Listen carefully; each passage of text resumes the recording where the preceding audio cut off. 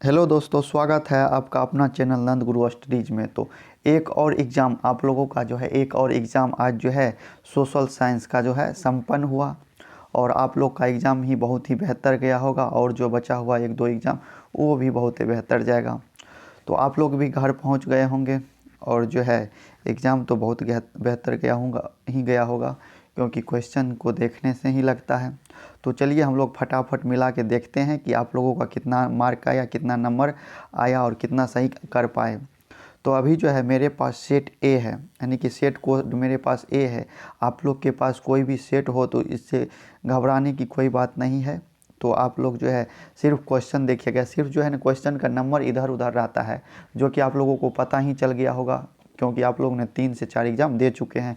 तो आप लोग समझ सकते हैं। तो आप लोगों का सिर्फ क्वेश्चन देखना है। तो चलिए हम लोग चलते हैं सीधे प्रश्न की ओर। तो आप लोग भी बेचैन होंगे कि कितना सही हुआ नहीं हुआ, तो कोई घबराने की बात नहीं है। बहुत ही अच्छा एग्ज़ाम गया आप लोगों का आज। तो चलिए हम लोग पहला क्वेश्चन को देखते हैं। पहला क्वेश्चन है कि सकल घरेलू उत्पाद में किस क्षेत्र का योगदान सर्वाधिक होता है। तो किस क्षेत्र का होता है, तो यानी कि तृतीयक क्षेत्र, जिसे सेवा क्षेत्र भी कहते हैं, यानी कि ऑप्शन सी हो जाएगा सही उत्तर। आप लोग फटाफट मिला लीजिए और हमको भी कमेंट करके बताइए कितना नंबर आया और कितना सही हुआ। तो अगला प्रश्न क्या है, तो अगला प्रश्न है निम्न में से किसका त्रिस्तरीय ढांचा है। तो किसका हो जाएगा, यानी कि हो जाएगा सहकारी साख समिति और उपभोग संरक्षण अधिनियम और पंचायती राज, यानी कि सभी क्या हो जाएगा, सही उत्तर इसका डी हो जाएगा। सही उत्तर डी इसका सही उत्तर हो जाएगा। और अगला प्रश्न देखेंगे।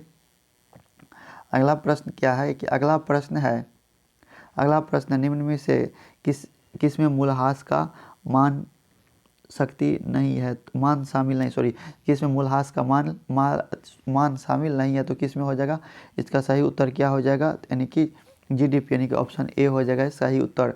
उसके बाद अगला देखेंगे। अगला है भारतीय आर्थिक सुधारों में किसे शामिल किया गया है। तो किसे शामिल किया गया है, तो यानी कि इस सभी को शामिल किया गया, यानी कि ऑप्शन डी हो जाएगा इसका सही उत्तर। और अगला प्रश्न देखेंगे।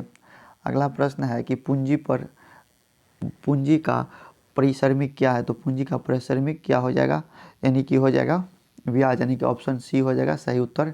अगला प्रश्न है निम्नलिखित में से किस संपत्ति की तरलता सबसे कम है, यानी कि किस संपत्ति का, तो यानी कि जो इसका सही उत्तर क्या हो जाएगा, अचल संपत्ति, यानी कि ऑप्शन सी हो जाएगा इसका सही उत्तर। आप लोग फटाफट मिला लीजिए और आप लोग ज़रूर बताइएगा कि कितना सही हुआ।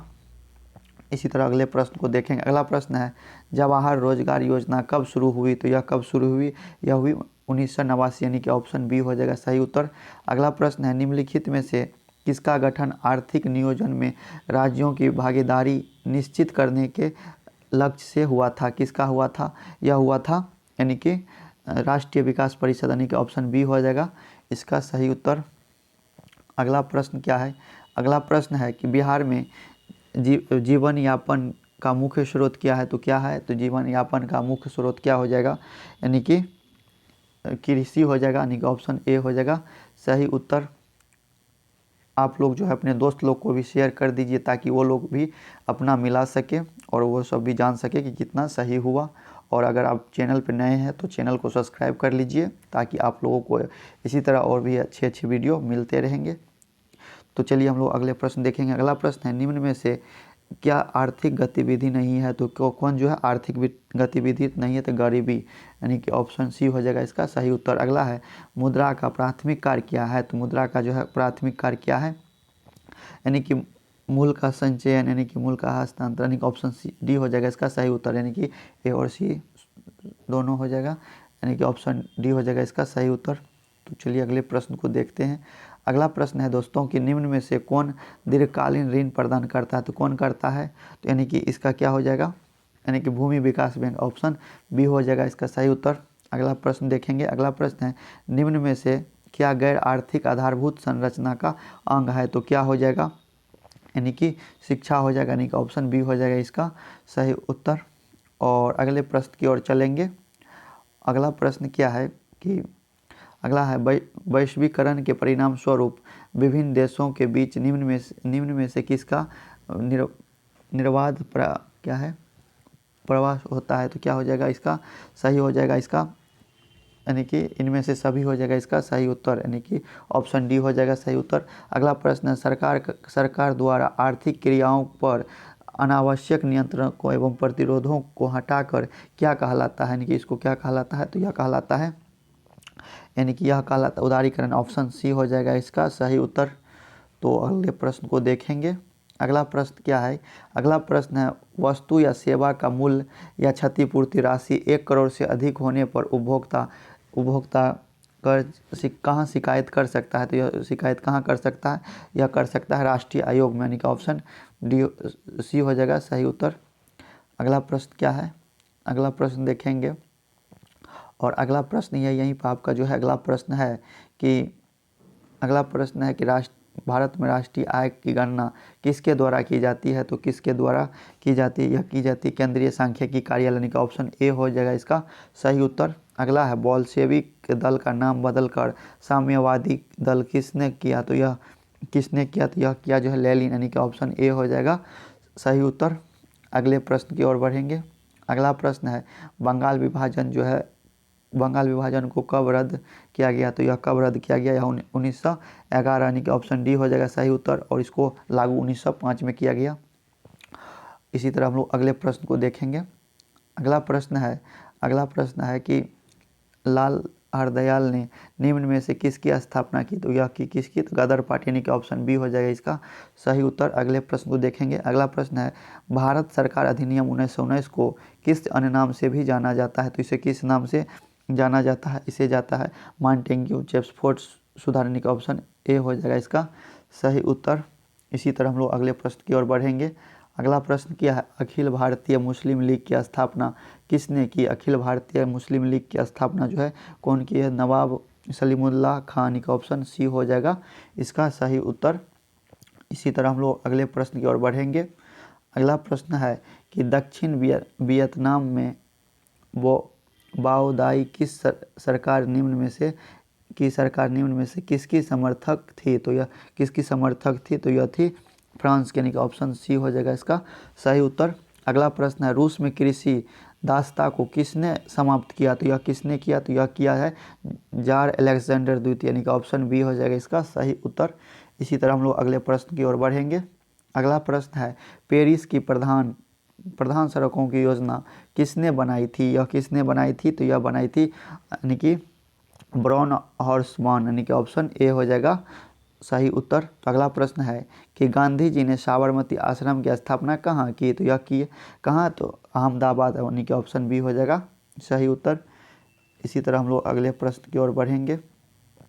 यहीं पे आप लोगों का अगला प्रश्न है दोस्तों कि शेरडाउन के युद्ध में किसकी पराजय हुई, तो यहाँ पे किसकी पराजय हुई, तो यहाँ पे हुई फ्रांस की, यानी कि ऑप्शन ए हो जाएगा सही उत्तर।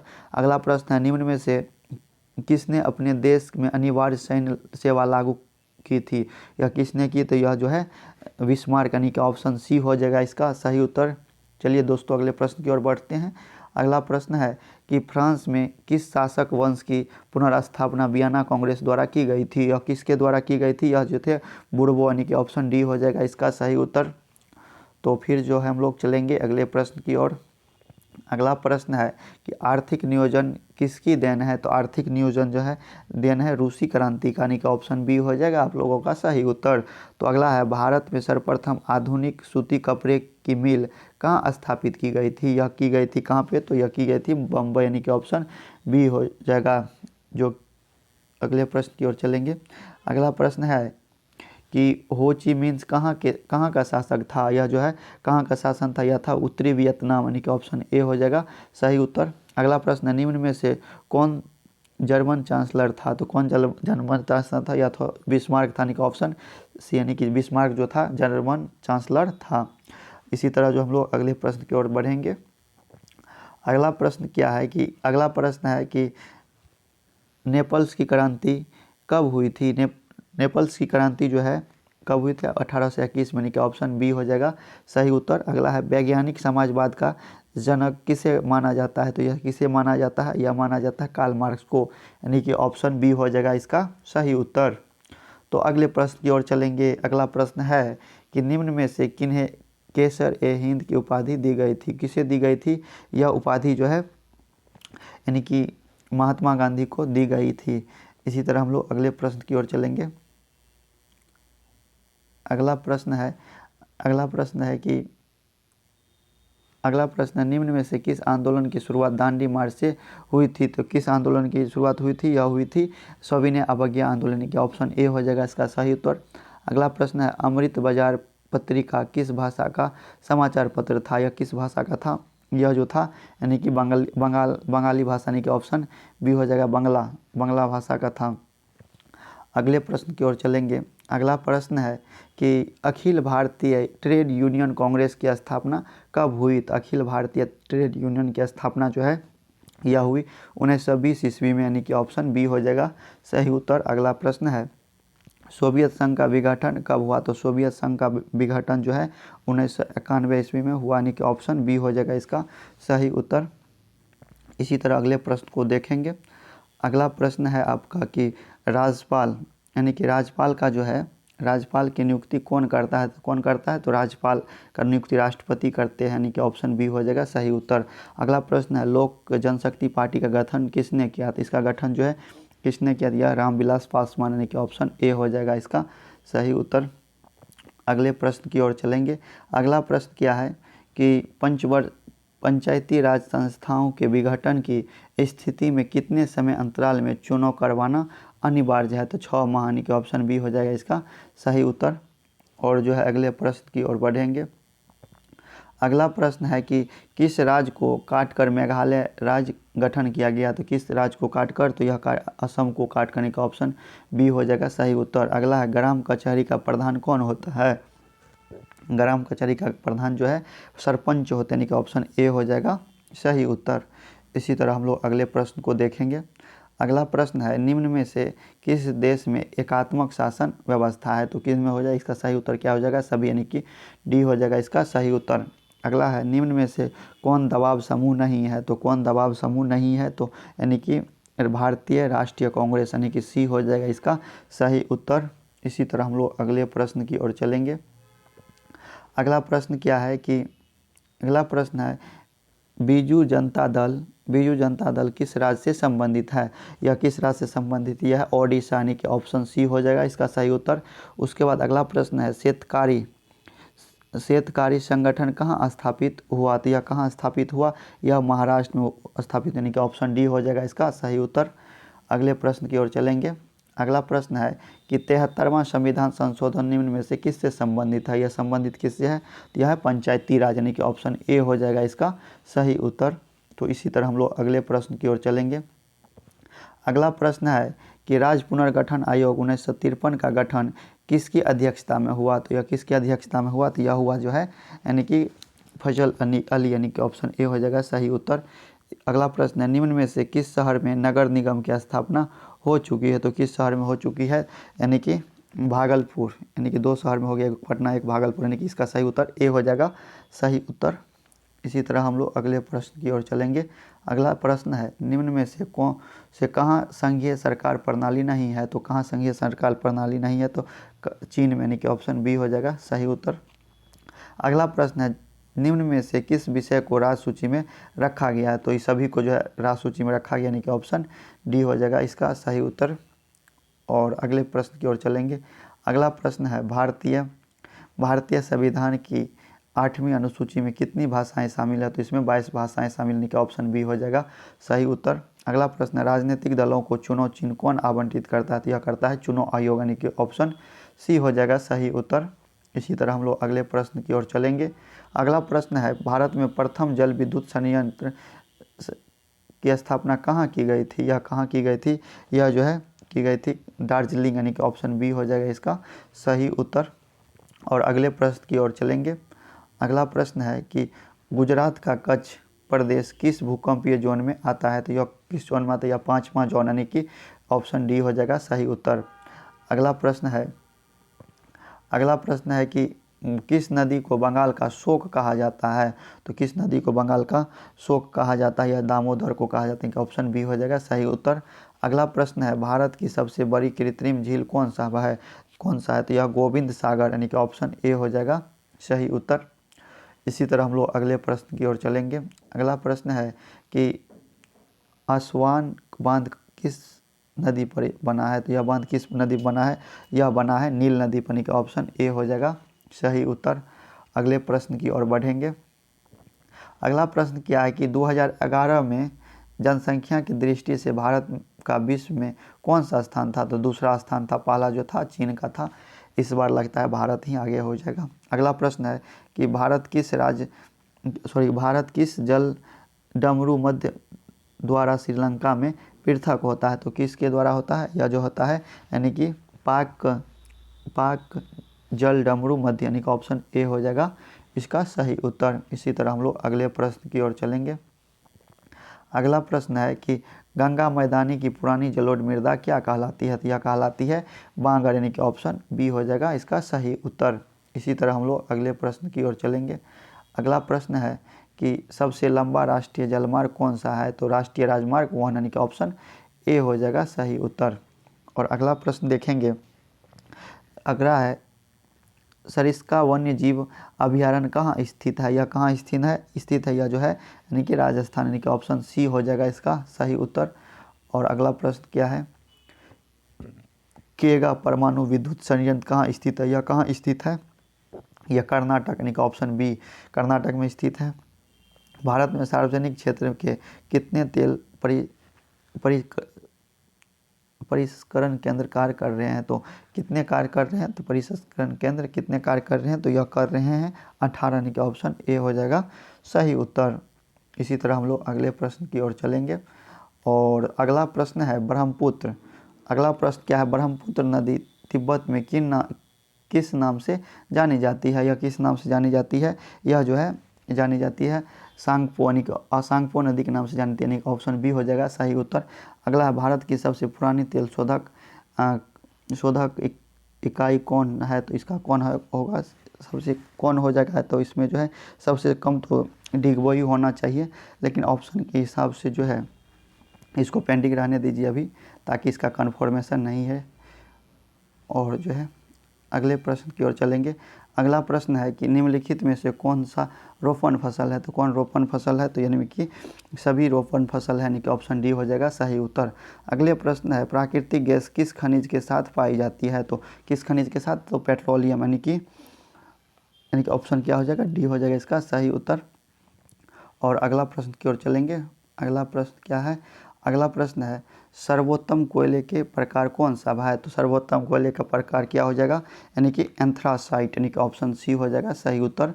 अगला प्रश्न है कुशेश्वर स्थान अभयारण्य कहाँ स्थित है, तो यह कहाँ स्थित है, यह जो है यानी कि दरभंगा में स्थित है, यानी कि ऑप्शन बी हो जाएगा सही उत्तर।